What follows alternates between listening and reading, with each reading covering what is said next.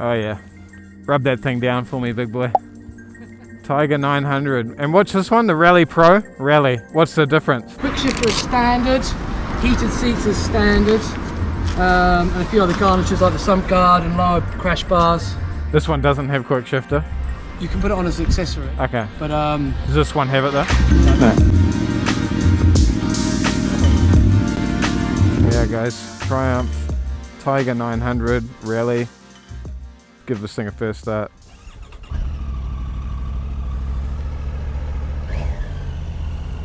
Oh, I love the seating position. What's up guys, I'm here again at Whole Shot Motorcycles. I wasn't planning on doing this ride, but I really wanted to try out this Triumph Tiger 900 because I really love adventure bikes. I love the style and the seating position.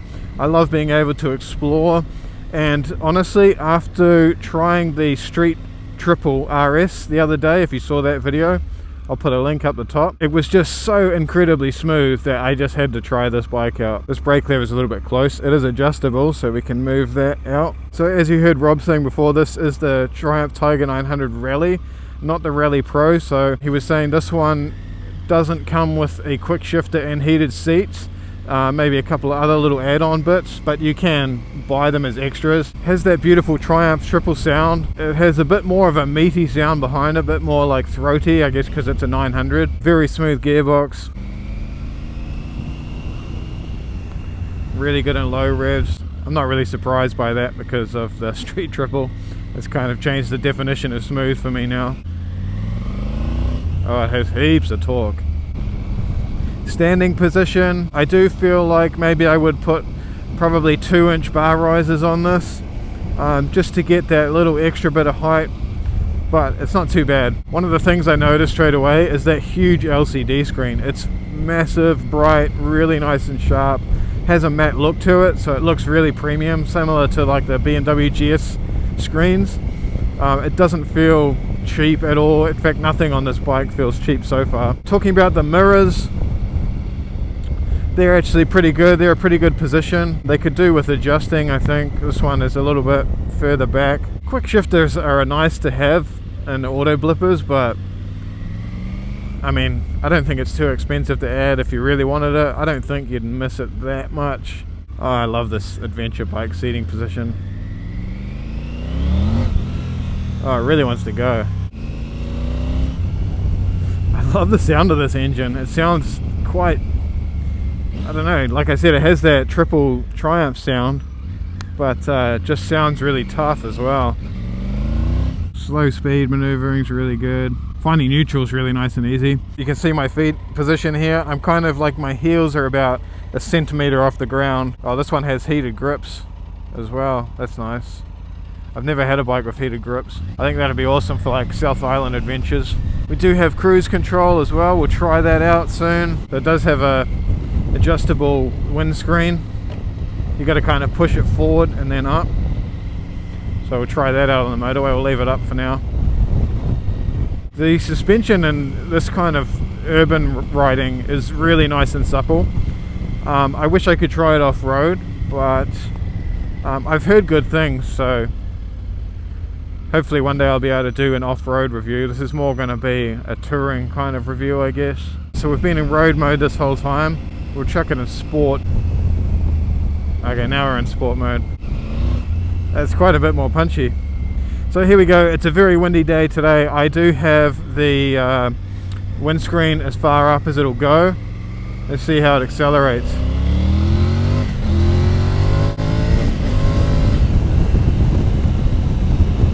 That feels good.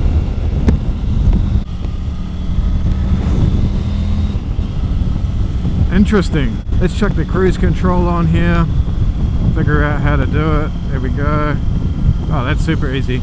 So you just press the set button twice. Wind wise, I'm getting nothing. I can't feel anything in my helmet. The wind doesn't start till just at the top of my helmet. That's great.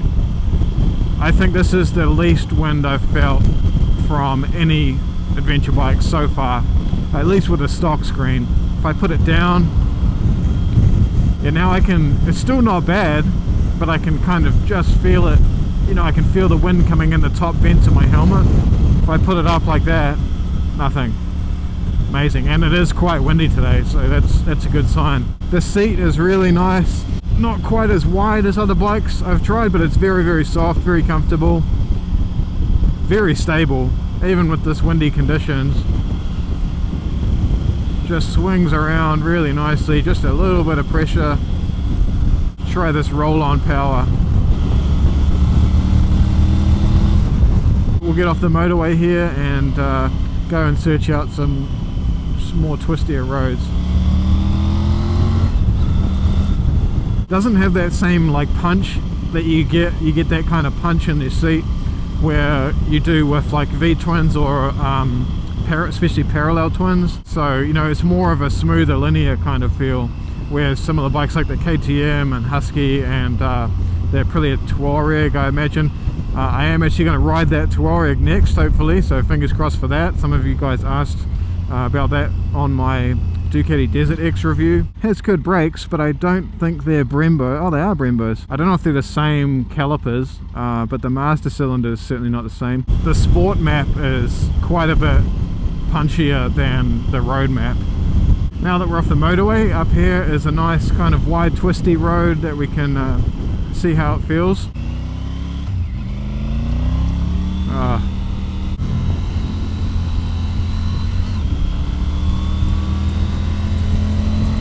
Leans into the corners really nicely. Put that screen back down. Yeah, the screen works amazingly well. That's great. Trying that standing position again. I'd probably go for slightly wider pegs and like I said, probably 2-inch bar risers. It's not bad, I'm just a little bit leaned over. I prefer to be a little bit more upright, just to have a little bit more control. But yeah, the standing position is nice. I can kind of hug the seat quite easily with my knees, and the tank isn't getting in my way, which is good. Very compliant suspension, I think that's the word for it. It feels quite soft, but very, very comfortable. I did this same road on the Ducati Desert X, and that one had a really nice windscreen as well. This one, I think I'm getting a tiny bit less wind from that one. This one is exceptionally good, but yeah, just something to note. The rear brake is surprisingly powerful.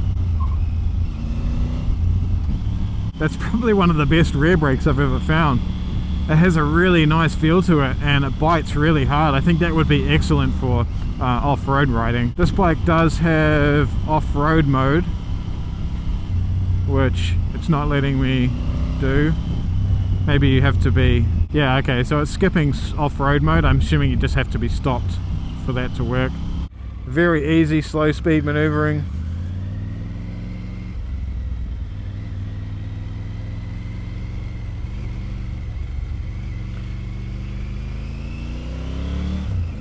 Yeah, so in sport mode, it's a little bit jerkier in the on-off throttle. Road mode is nice. If you just want to chill out, have a bit of a relax, I think you'd probably go with road mode most of the time. This bike has heaps of fun.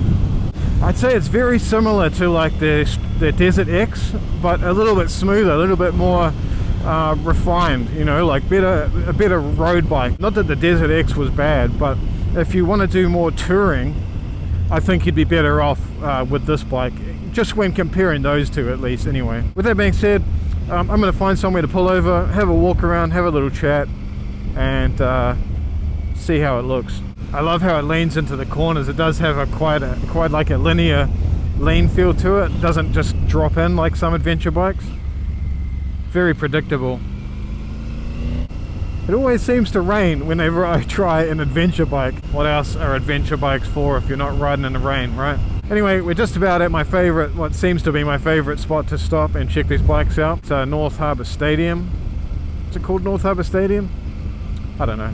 This bike's very easy to rev match. I'm actually not really at all missing the quick shifter. I really like quick shifters because they sound awesome and they're quite fun to use, but it's also quite fun manually shifting, you know, and like rev matching yourself. It's kind of part of the fun of motorbike riding, I think. Let's do one of these Zach from Daily Rider standing tests. Oh, yep.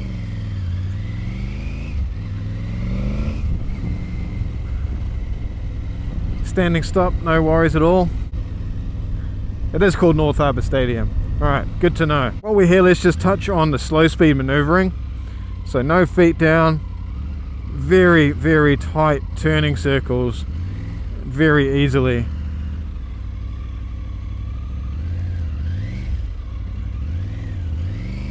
Yeah, nice. That's going to be really handy for off-road use. Going around tight like single track. I honestly, this bike's probably not meant for single track, but you could do it like quite easily, I reckon. How about we park this one on the grass? I don't know if we're allowed to, but it is an adventure bike anyway. Surely that gives us a pass. We won't, make sure we don't damage anything.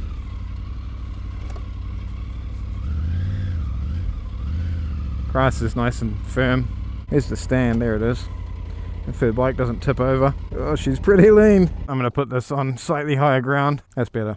Here we have it, guys. 2022 Triumph Tiger 900. I actually really like the look of this one, especially now that they've updated it. It doesn't look like a huge bike. Similar feel size-wise to the Touareg or the Norden or something like that. And the Norden feels a little bit bulkier, I think. I do like the new headlights and the handguards. The handguards seem to be more look over function. They're just plastic, so you'd want to replace those with something if you're doing any serious off-road. As I said, this is the rally version, so it does come with a 21-inch front wheel, 17-inch rear wheel, so it's going to be really easy to find tires for this bike. You're not going to have any issues finding a whole bunch of selection. Some of the tires, I really like the Anarchy Wilds. If you're doing sort of a good mix of on and touring on road, they're really nice. This comes with Bridgestone Battle Axe A41R adventure tires, so much more of a road bias tire. As I was saying, when we were riding, it does have Brembo calipers. I'm not sure if they are the same in 50s as what's on the Street Triple, but they do work nicely. I would probably be getting some wider foot pegs on and taking the rubbers, at least taking the rubbers out of these ones. And this one has a plastic belly pan. I believe the Rally Pro comes with some like crash protection and a belly pan, a proper belly pan, so that would be a good plus. You've got a preload adjuster here for the rear suspension. Nice LED indicators all around. Yeah, I really like the look of this bike. The seat is really nice and comfortable as well. This one, I don't know if this is a standard seat, but it does say Triumph Comfort on them, so I'm not sure whether they've upgraded those. As I said, this bike doesn't come with any quick shifter, no electronic suspension or anything like that. Let's have a look at the lighting. So if we flick the bike on there, you can see that kind of eyebrow daylight running lamp, and it obviously has LED headlights as well. This one does come with radiator guards. I think they're plastic, but I think they'll do the job. You'd probably want to get some metal ones on if you're going to do any serious off-roading. Plastics feel good. And that huge LCD screen. This one does have a button here for what's obviously spotlights or fog lights, heated seat, and this one does have heated grips. And no hydraulic clutch, but the lever is adjustable and it does have a very light pull to it. Easily, you could quite easily ride around with one finger, but really it's got like a 2-finger pull to it. I really like this bike. It has a very kind of like James Bond movie looking feel to it. Let's see how the bike sounds. Because it's a Triumph, we're going to have to clutch it. Factory exhaust. Does have quite a nice raspy bite to it. Of course, all these new bikes do have a pretty hefty cat converter in them, so you could open it up a little bit and get it remapped for some extra sound and responsiveness.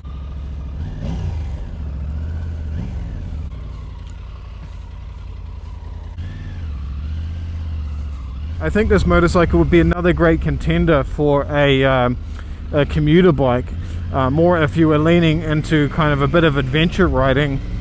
Maybe you were doing like the Dusty Butt down south, or you wanted to just go adventuring with your mates, or you're into camping possibly, but you also wanted to ride your motorcycle to work every day. I think this would be another contender for it. You know, it does everything really, really well. It just doesn't have that kind of raw aggressiveness that some other bikes have. Like the KTM is just, you know, it's like kind of a wheelie machine. You can have a lot of fun on it. Very kind of angry, throaty sound to it. Similar to, you know, the MT-09 versus the Street Triple. You know, the Street Triple is a much more refined motorcycle, but it doesn't have that kind of hooligan feel as much as the MT-09 SP does, or any of the MT series really. They are known for that kind of hooligan bike, and I think this bike is kind of the same. It's more of that refined adventure bike slash commuter touring, you know, do it all. You could definitely take this on track and have a good day as well, but yeah, it's just a bit more refined than the Desert X, where the Desert X is more of a playful big dirt bike. It's going to depend on who you are, I guess, and the kind of style you're going for. But yeah, for me, this bike, it suits someone that wants to do some adventure riding a little bit more calmly than you would do on the Ducati Desert X. Not saying you couldn't, you know, if you're a really skilled off-road rider, you could throw this thing around, jump it, and have a lot of fun. But we're heading back onto the motorway now to go back to Whole Shot Motorcycles, so I may as well do another on-ramp test.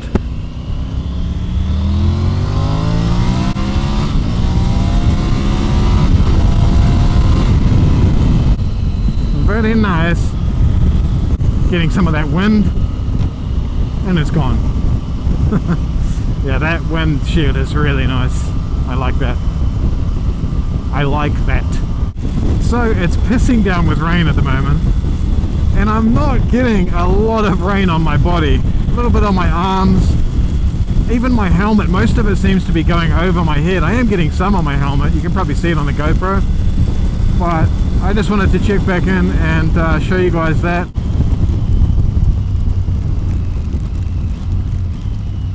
I also wanted to touch on the fact that we do have a service light little spanner coming up there, but it's just because this is due for its first service now.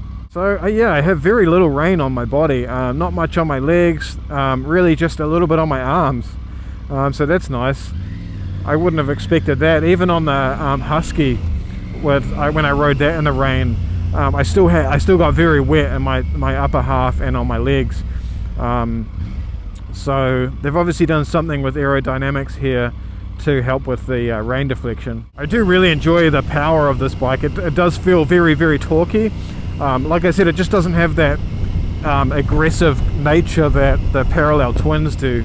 Even the Ducati felt a little bit punchier in the lower rev bracket, but this has more of a linear feel to it than any of the other adventure bikes I've tried in the past.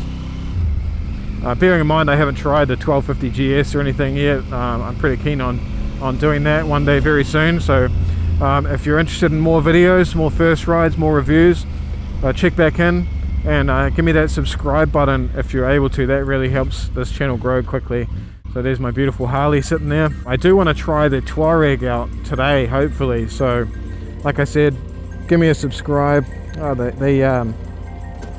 The stand is a little bit funny to find. So as I said, give me a subscribe, and we'll update you guys on that Tuareg ride.